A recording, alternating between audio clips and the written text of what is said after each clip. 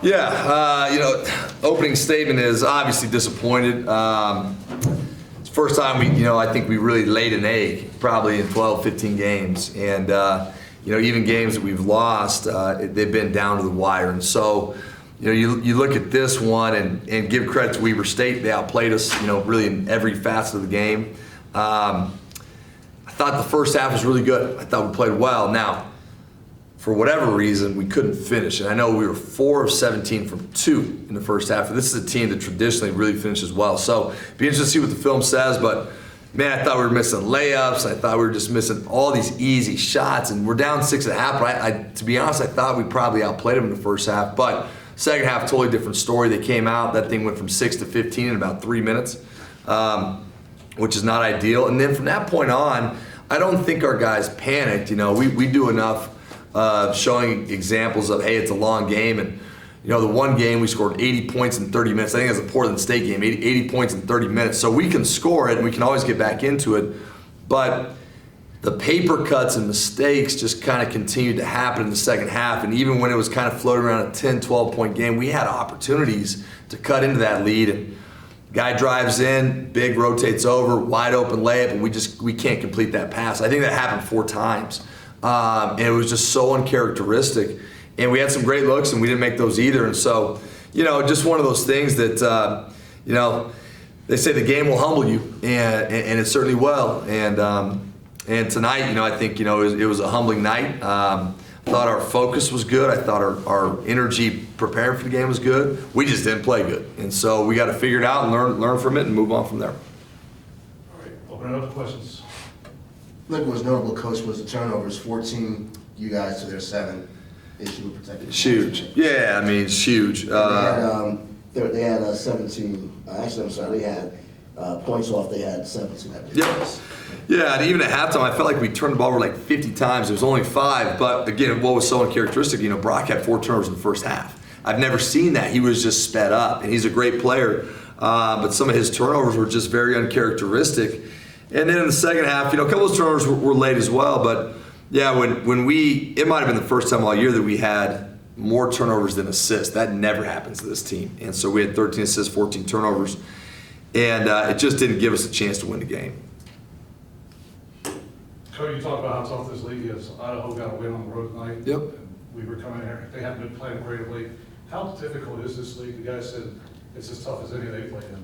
It's a great league. It's a great league every year. It's a very balanced league. Talk about that Idaho team, who I think is pretty dang good, and they were 1-7 or something. They go to Montana State, who just beat Eastern Washington, and was chasing us for second place, and Idaho beats them. They're good, and that's the thing is that, and it'll be interesting to see what the other scores are tonight. But shoot, before our game, the Idaho State NAU game went down to the last shot as well. This was the only game I think that didn't go down to the last shot. And again, give Weber credit. I thought they played this entire weekend the way they needed to in terms of hungry and desperate. And they walk into this weekend, preseason number 1, they're 3-5. They're in 8th place. And that's not an 8th place team. That's a really good team. And so give them credit for responding to their own challenges and their own things. And now we just got to learn from it. Sometimes people say, well, just take this one and throw it in the trash.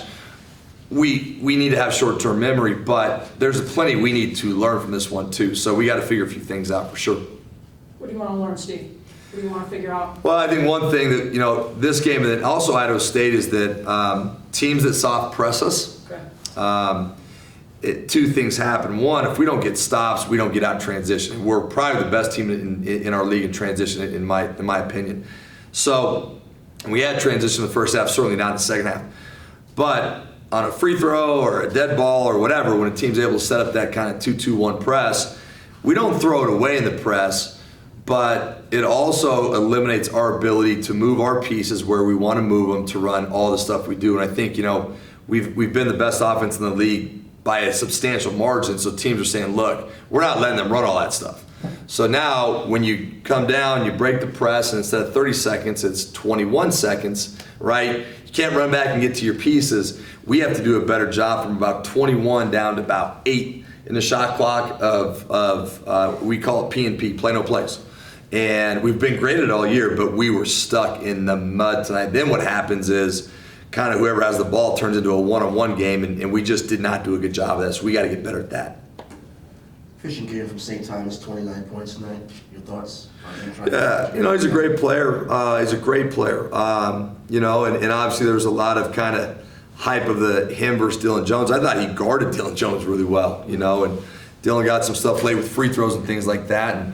And the nice thing about Saints, he never, even though he was up for the challenge, the one-on-one challenge, it wasn't about that. It's about winning, and Saints always locked into the winning side of it. But even for him, I think that we look at it. One thing that's encouraging is he got to the free throw line. He's got to get to the free throw line because he doesn't miss free throws. And his overall 19 shots, 8 threes, not bad, right? There's been earlier in the year when he's a little bit less efficient, he'd have more threes than twos, even though he can really shoot. But when he's taking more twos than threes, that means he's getting around the rim, he's generating free throws, things like that. So I think that part was really efficient. And I thought he really competed hard. Coach, both of them pretty much were a wash tonight. You talked about everybody looked forward to the two top scorers, two top rebounders. It seemed like their role players seemed to dictate what the outcome was. Yeah. It looked like early they were both trying to outdo each other, but then it seemed like they got into a more rhythm before our team. Yeah, for us, the other thing that's really disappointing is for us, the focus was not on Dylan Jones. It just wasn't. We were going to stay one-on-one, and, when he's got the ball in his hands, we're not going to switch smaller guys onto him. We're going to keep Saint, Riley, Langston, those guys on him. And I think that worked relatively well. The disappointing thing is that what we really emphasize is, no one talks about Steven Verplanken. He was all-league last year. He was a third-team all-league guy, and he was a preseason first-team all-league guy. And for whatever reason, he's averaging 11 points a game. I have no idea why, because I think he's really good. And he killed us. He had 13 and a half, and that was the problem. It wasn't Dylan Jones. And I thought we did not get it done against Verplanken. And then even with Kohler, and, such a big piece of him is making those threes. And it's like we have to eliminate the threes from Verplanken and Kohler. Because we feel like we can contest Dylan Jones. He might make a couple. And Blaze's threat doesn't take a lot, and their bigs don't shoot threes. When they get good is when Verplanken starts going and when Kohler hits threes, and that's exactly what happened, and that was the failure. How much does that change if you make, I think I counted 5 bunnies in the first half that we missed? We're probably up. Shots that normally go for Reeves and Langston. You take those 10 points, you're up 4 at halftime. How much does that change the game? Everything. Just mentally, everything. You know what I mean? Because I think on an individual level, confidence can get shook when the ball doesn't go through the net when it usually does. So individually, you start to say, whoa. And from a team perspective, even though we're only down 6, I really felt like we outplayed them in the first half. And again, need to watch the film on that. But we those examples and then the turnovers from Brock and this and that. We had so many easy things and just very uncharacteristic. And we'll get back to it, but it was a big deal for sure. Steve, one of the things I noticed in the first half is you guys would get the ball down low, I don't know, to Theo or Brock or somebody, and then they just didn't seem like they could do anything with it. And they're looking around, they're evaluating where they are, maybe they're too deep, and then it ends up going back up. And so you're settling for a lot of, settling may not be the right word, but then you're taking a lot of jump shots. Yeah. That's just something I saw. How does that fit into all? Is that legitimate, and how does that all fit in? And it's interesting too because most of the time, we call it fire in the post, but they've been doubling the post on almost every game. And when they double from the low side. And so we worked on that. We were ready for that. But I think that when they looked at it and didn't double the post, it's like, look, these guys are scoring about 90 points a game. We need to limit threes and just live with the one-on-one of the post. And I thought we could have done a better job of taking advantage of that.